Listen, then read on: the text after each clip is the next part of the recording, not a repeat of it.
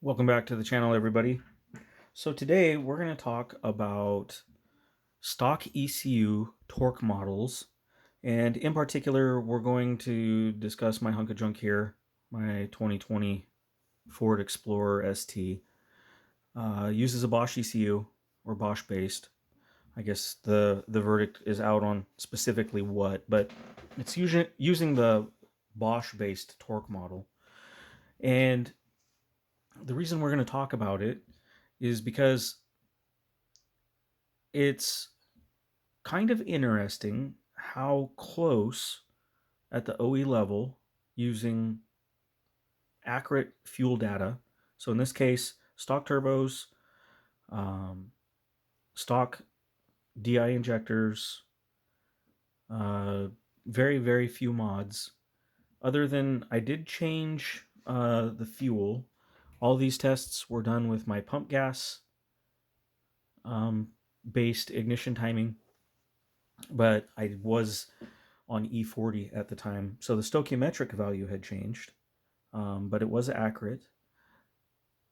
And when you move to a dyno sheet,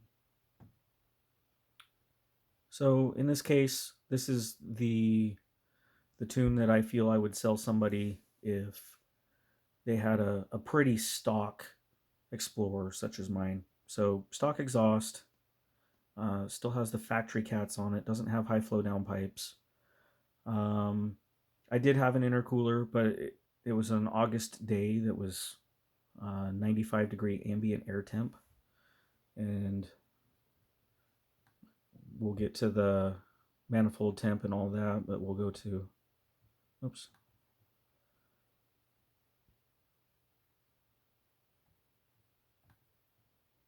Get the right display stuff here. Conditions, there we go. 102.87 degrees on the dyno. So it does show a 5% correction factor. I'm not necessarily worried about getting into the specifics of that, but it was a hot day. And the main takeaway here isn't so much am I the world's greatest Explorer tuner. Um, I mean, I have fun with mine. If you want to bring yours to me, I can definitely take care of it. But look at the torque right here, 375.68 foot-pounds, 416 horse, hot day. Okay, great. Let's go to the data log real quick. And keep in mind the other thing about this particular data log is it's going off fuel and air, right? So timing is definitely going to affect what this torque number would be. But look at how close it is. It says torque actual reported 384.37. So it's off by 8.5 pound-feet of torque. I have other logs that I did look for, I couldn't find, that it was within 6/10 of a foot-pound. And I think some of that's related to the torque, or the ignition timing, rather. 5 degrees is really, really low. This particular application on 92 octane, I can run 6.5. So that is going to be a little bit of the difference between the dyno and these numbers. If I really take advantage of the E40, which for this test I was just trying to make sure I had a good grasp of how the factory boost control works. It wasn't to make the big power. I've already done that. You can see though it's 20 pounds. I feel that I could probably get away with this on 91 octane. I've done the test since, didn't knock. So, maybe not in Arizona where it's really, really hot, but here, average temperature 75 to 80 degrees. We can definitely do that. If I can do it. Yeah, intake air temp 104 degrees, inlet temp 93 degrees, manifold charge temp 104. So we see that even at 20 pounds of boost, the intercooler is doing its job. The Whipple intercooler, definitely good purchase. There's others now on the market that are even bigger. And honestly, it's worth taking the grill shutters out and putting the biggest in there that you can, because any available thermal mass as a heat sink is what we want. But anyway, stock ECUs are capable with good, proper data of giving us a very, very close approximation of the torque. So now, why am I bringing this up? I obviously live on a dyno. I tune on a dyno. I prefer to tune on a dyno. But if you are an enthusiast and you live somewhere that an all-wheel drive dyno is not available, or dynos in general are not available, but you are fortunate enough to have something that has possibly a Bosch ECU or derivative, you can actually take that value that you record in whatever software you use. This is HP tuners, so you can tune Volkswagen Audis with it, newer Mercedes, obviously the Ford. You can take that number and you can run the math and figure out to a reasonable degree, and I feel far more accurately than a virtual dyno, which is subjective based on the inputs you put into it, versus an engineered ECU giving you numbers that are this close. You can take and figure out. So what I did is the torque number times RPM divided by 5252, because that's our constant.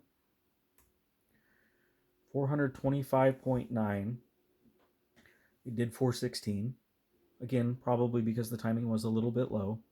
So, there's a little bit of error. But you can have a dyno just in your stock ECU. Can't always do it, but it does show the importance of having proper data, properly calibrated. If you use an ECU that has a torque output, maybe you have something like a Haltech where you can actually build a torque request, torque output map based on normalized airflow. You could go down the road and at any point be fairly close, if you start off with known good values, for how much power your car makes. Why would we want to do that? Well, the main reason is that if we are making changes at the track and we're dealing with a surface that isn't very good, you need to know how much horsepower, how much torque you can put down before you start getting wheel spin. And while some wheel spin is essential, we don't want to overdo it, because literally you're not going anywhere by spinning your tires and ride the traction control. So if you know based on the power, you can do some math and make some really quick judgments that, hey, I can hook 384 foot-pounds. Okay, great. Then 384 times your gearing times your final drive more or less gives you an easy to use number for thrust at the tire. It's not the actual one. We've talked about that before in previous videos in 2021 and 2022.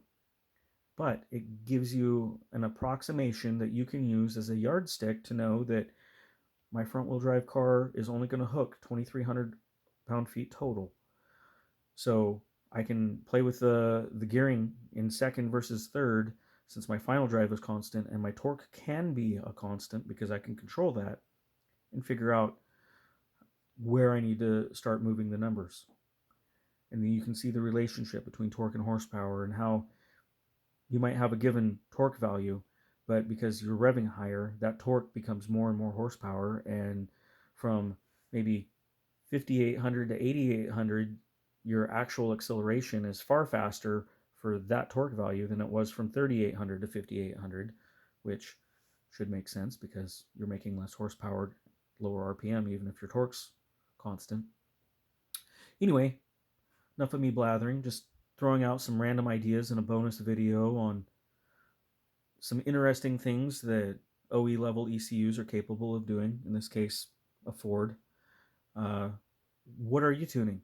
Do you have torque values that you can log? Do you have a Evo 10, a Subaru? How well is it calibrated? Might be something to look at. Might be able to be something that you can exploit for tuning at the track. Anyway, guys, take care. We'll talk to you later.